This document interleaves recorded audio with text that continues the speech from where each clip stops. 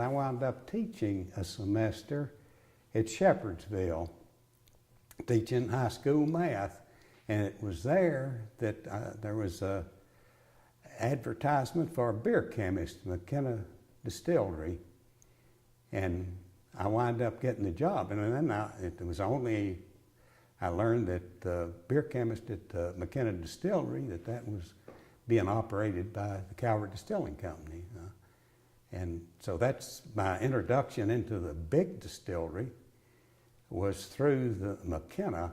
I worked at McKenna, and that was a wonderful job. I fell in love with the industry right from the beginning. And that McKenna Distillery really should, it's a shame that it wasn't preserved like Star Hill. It well could have been. It was, I mean, the big beams under the mill house, and it was an awful lot of history and tradition there. I worked there shortly after I went there, they asked me, and I'd moved nearby thinking, I'm set. But then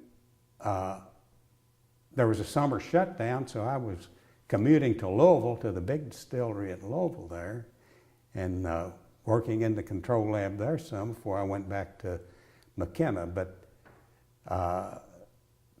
there's so much, to me, I was very fortunate in that I look at my 21 years at Seagram, it's been an apprenticeship between the McKenna Distillery and the Stitzel-Weller Distillery.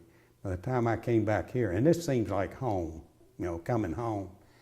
But there were several young management trainees.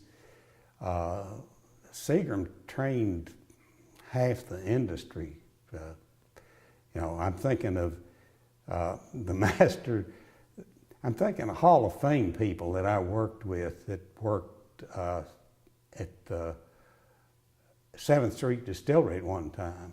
Ova Haney and Al Young, Jim Rutledge, to name just a few. I'm overlooking one or two, I'm sure.